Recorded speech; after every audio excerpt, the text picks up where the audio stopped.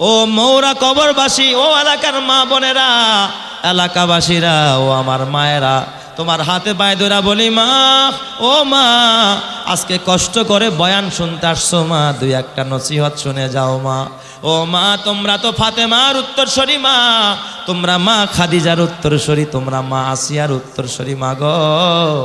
জীবনটাকে যদি দামি বানাইতে চাও, ফাতেমার মতো জীবন গড়ো, খাদিজার মতো জীবন গড়ো, আসিয়ার মতো জীবন গড়ো।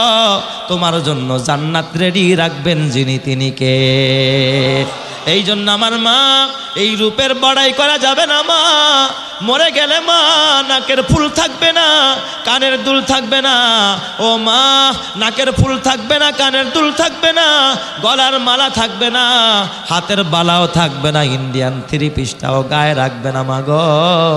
সব খুলে তোমাকে সাদা কাপড়ে মোড়ায়া তারপরে তোমারে কবরে রেখে আসবে মা।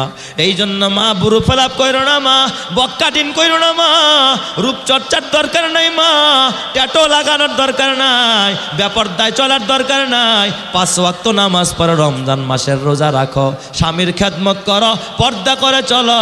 আল্লাহর নবী বলে ফালতাদখুল মিন আইয়ি আবওয়াবিল জান্নাতি শাআত।